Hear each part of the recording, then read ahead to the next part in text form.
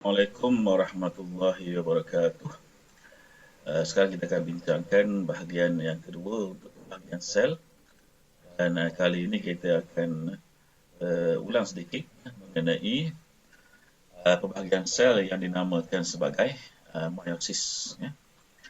Jadi untuk meiosis ini, ianya berlaku di sel-sel organ pembiakan sahaja.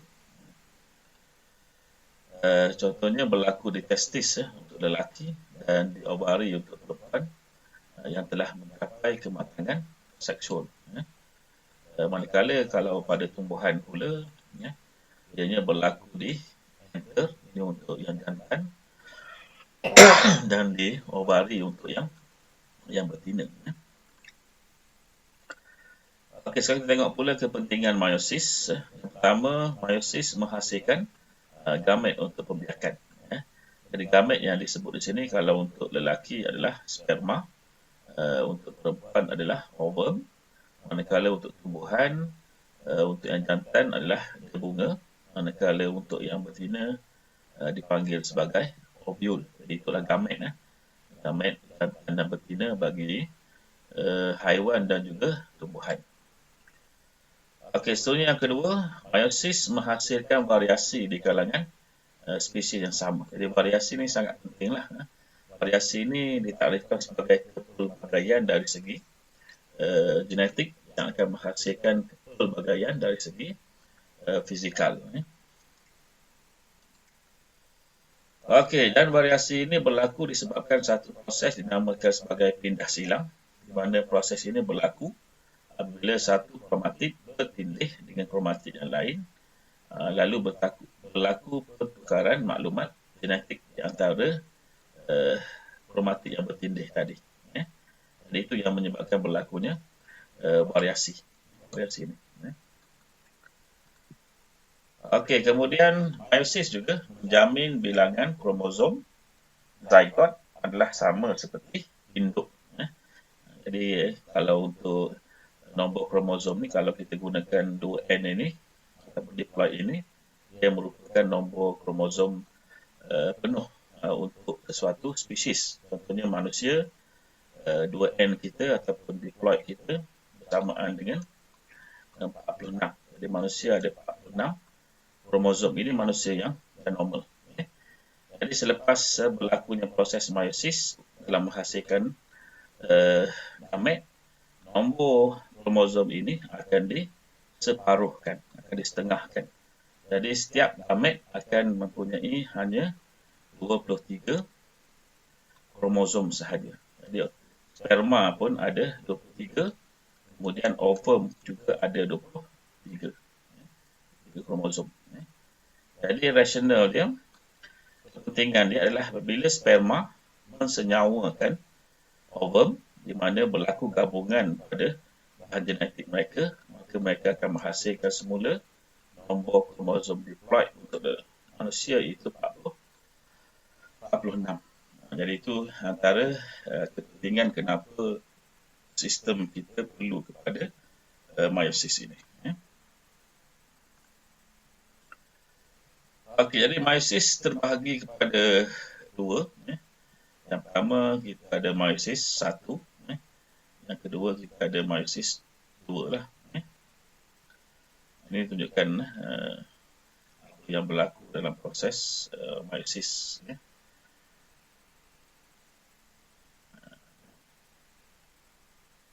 Mana meiosis ni pada akhir pembahagiannya dia akan menghasilkan 4 sel anak. Maksudnya satu sel induk akan menghasilkan 4 sel anak. Kita dapat lihat ni jelaslah. Gambar rajah ni tak berapa jelas. Okey, jadi tengok peringkat-peringkat meiosis. Jadi disebut di sini meiosis melibatkan 2 peringkat pembahagian sel. Jadi peringkat yang pertama dikenali sebagai meiosis 1. Jadi ini kalau kamu lihat pada sel induk ni, dia ada 4 kromosom. 1, 2, 3, 4 kromosom. Jadi sel induk dengan 2 pasang kromosom memendek dan menebal. Jadi ini ada 4, maksudnya ada 2 pasang lah. Sepasang, ini sepasang. Okey. Okey, dan di sini kalau kamu lihat berlaku proses penggandaan ataupun berlaku proses replikasi kromosom satu menjadi dua. Jadi kalau empat akan menjadi 8. Di sini ada 8 dan ianya berpasangan dan diikat oleh struktur yang dinamakan sebagai centroma. Jadi pasangan-pasangan ini di tengahnya diikat oleh centroma. Jadi setiap kromosom terdiri daripada dua kromatik yang disambungkan oleh centroma. Okey, jadi peringkat ini adalah peringkat yang pertama untuk meiosis 1 dinamakan sebagai profasa. Jadi fasa ni sama je dengan fasa yang ada pada mitosis. Jadi yang peringkat yang pertama adalah peringkat profasa. Profasa. Okey, kemudian kalau kamu lihat di sini kromosom yang berpasangan ini dinamakan sebagai kromosom homolog. Kromosom homolog maksudnya setiap kromatik yang berpasangan ini mempunyai sifat-sifat yang sama. Kemudian di sini kalau kamu lihat ini ada berlaku persilangan. Ini disebut sebagai pindah silang berlaku di kromatik. Dan pindah silang ini akan melibatkan pertukaran bahan genetik. Dan pada ketika ini membran nukleus telah hilang. Jadi peringkat ini kalau kamu lihat dia berada di tengah-tengah pada satah khatulistiwa ini adalah peringkat yang dinamakan sebagai metafasa. Sama juga dengan yang ada pada mitosis. Apabila kromosom berada di tengah-tengah sel ataupun pada satah khatulistiwa, itu menandakan peringkat dinamakan sebagai metafasa. Okey, sebenarnya di sini kamu dapat lihat dengan jelas kalau saya besarkan gambar rajah ini. Dapat lihat jelas ini hasil daripada pindah silang. Kalau lihat di sini kromatik yang berwarna biru terang ini di hujungnya ada sebahagian yang berwarna biru gelap. Manakala yang biru gelap ini di hujungnya pun ada yang berwarna biru muda. Pun sama dengan ini. Jadi ini menunjukkan berlakunya pertukaran bahan genetik. Dan di sini kalau kamu lihat dia telah pun ditarik menuju ke arah kutub yang berlainan. Jadi bila dia ditarik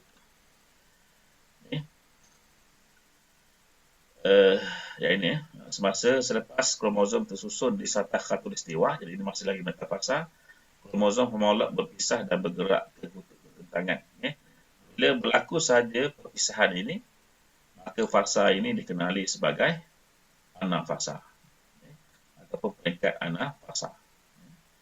Samalah dengan apa yang berlaku dalam mitosis.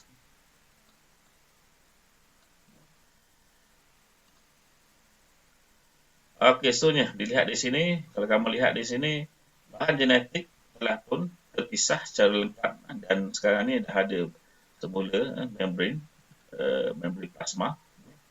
Sel membagi membran nukleus bentuk semula di membran nukleus dan dua sel anak dihasilkan. Jadi peringkat ini dikenali sebagai peringkat telofasa.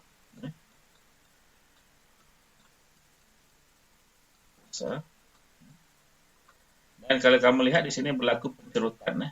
Di tengah ada pencerutan untuk memisahkan sel ini menghasilkan dua sel yang lengkap lah. Jadi proses pemisahan cytoplasma ini sebenarnya tidak termasuk di bawah meiosis atau mitosis. Ini dikenali sebagai cytokinesis.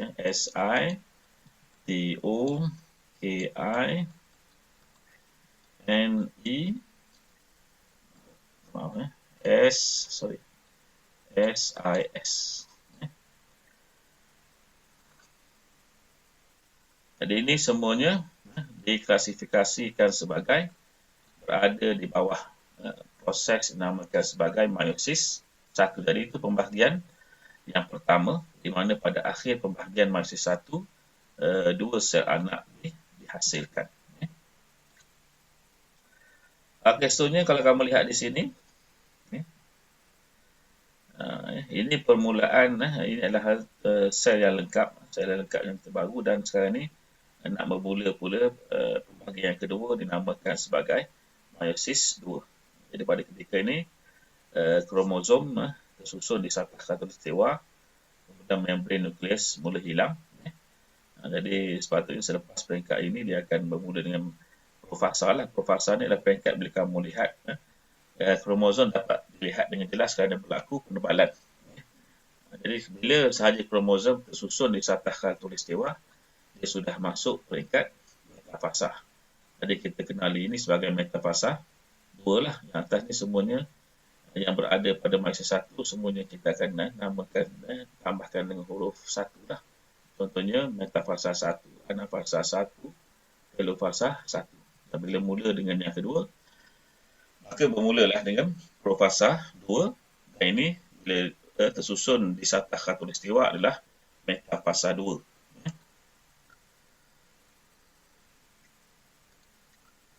Okey, kemudian kromatik berpisah dan bergerak ke kutub bertentangan, dan kromatik bertukar menjadi kromosom. Ini adalah peringkat anafasa. Bila berlaku pemisahan adalah anafasa dia, anafasa 2. Ini adalah anafasa 2.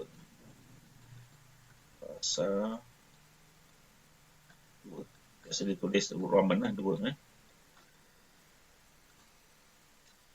Okey, kemudian pemisahan telah lengkap, maka ini telofasa 2. Telofasa 2.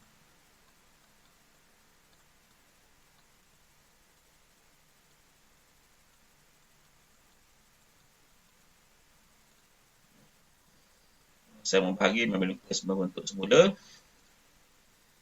Akhirnya dia menghasilkan 4 sel anak. Dan setiap sel anak ini membawa maklumat genetik yang berbeza. Jadi ini yang disebut sebagai variasi. Variasi.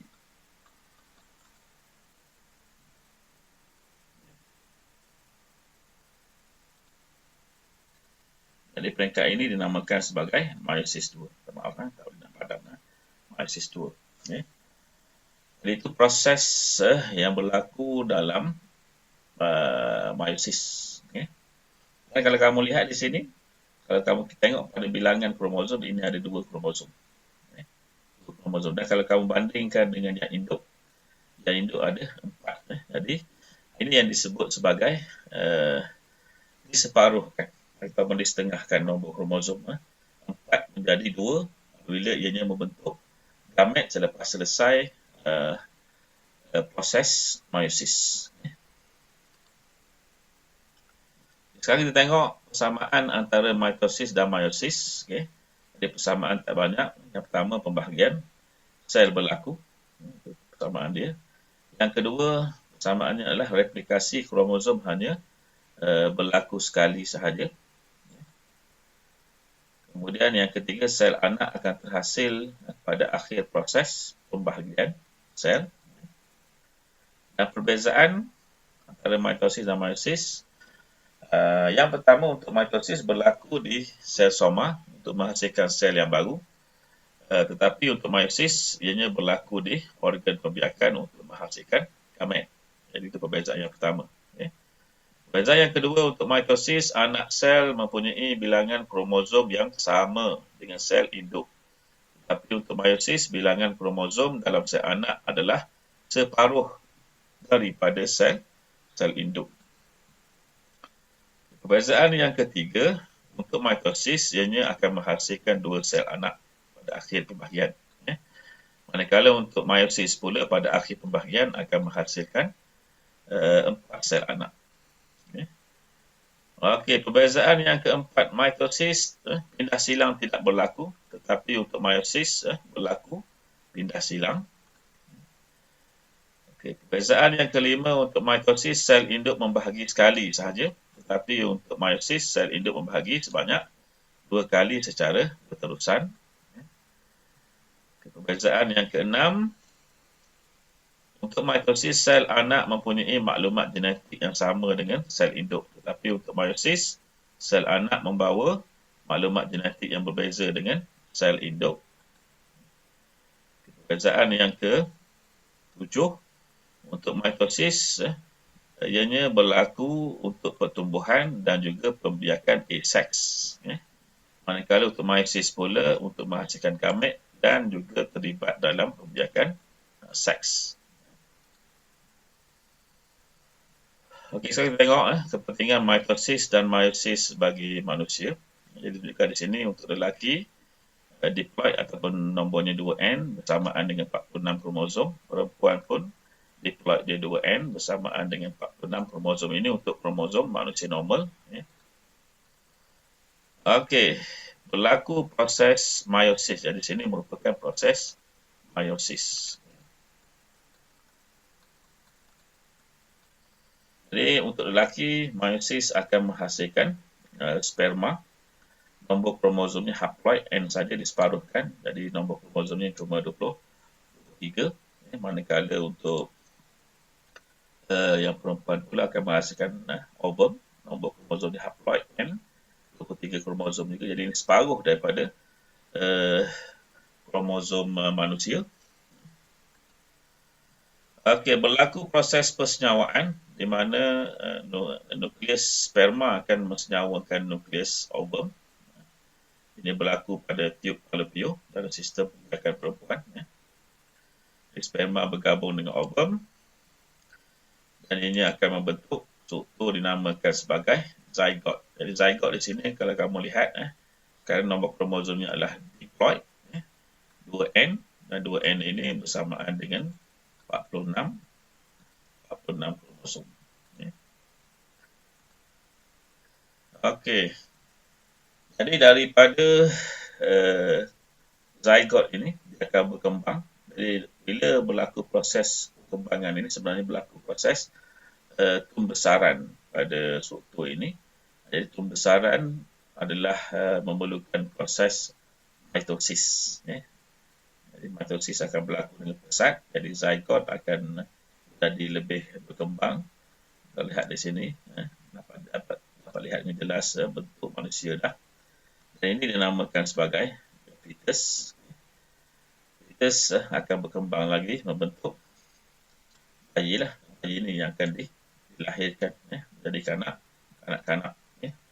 Jadi ini dalam proses selepas penghasilan zygote untuk berlaku perkembangan ini perlu kepada proses mitosis.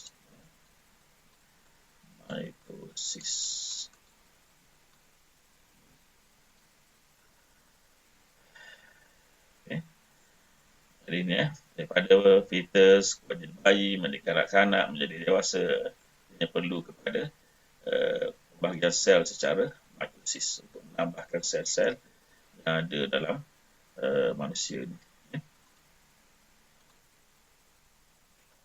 Jadi itu tamat untuk bahagian yang kedua, bahagian sel. Assalamualaikum warahmatullahi wabarakatuh.